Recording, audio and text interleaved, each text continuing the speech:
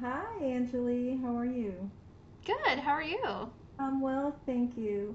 So I'm really excited to speak with you about these interesting topics, me as a realtor, that I face, and I'm sure the public would like to know because they don't know, and sometimes they get answers that are incorrect. Anjali Patel is a estate planning attorney and has a focus on HOA laws. And that's super cool because so many people do not know anything about it. They think they do, but they don't. And we're going to talk about rental restrictions. And what's interesting is when I've shown properties, sometimes a lot of the seller or the person selling, the listing agent, do not know what the rental restrictions are. And that's super important. Some people want the option or they're buying it so they can rent their unit out. So tell us about a little more deep dive into rental restrictions in Arizona for properties. Yes.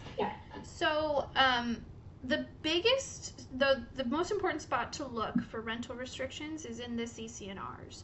Those CCNRs are recorded, so they're a matter of public record, so a title search can pull them up.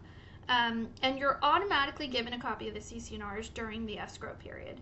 But if a buyer wants, before putting in an offer or during the escrow period, to really zero in on whether the property can be used for a rental, you're going to want to look at those CCNRs. Those are the covenants, conditions, and restrictions, as well as any amendments to those documents.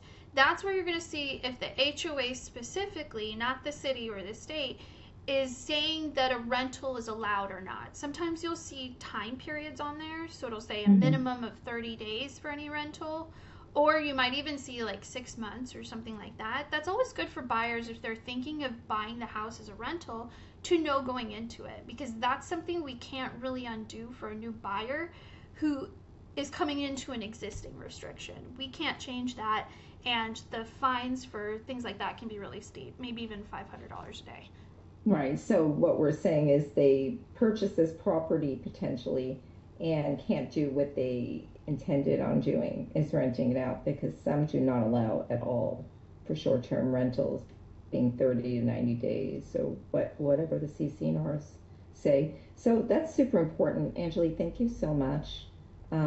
Because I really, you know, stress the importance of either consulting with an attorney like yourself before they purchase a property because sometimes it's a little ambiguous to understand what the restrictions are on a rental for condos and how what's a good way for people to reach you. You can reach me through our website. I'll send a link at the bottom, and I'll also provide a link for booking a consult with me. I'm always happy to look at those restrictions for you to help you read them and decipher them. They can be difficult to find where those restrictions are, and then when there's multiple amendments, it can get kind of confusing which document you're supposed to be looking at. Yes, most certainly, because I've seen them and I did request my buyers to speak to an attorney because I didn't want them going down a dark hole of not what they intended of doing. So thank you for that. Yeah, of course. Thanks, Mina. It was great. Yeah, it was great talking.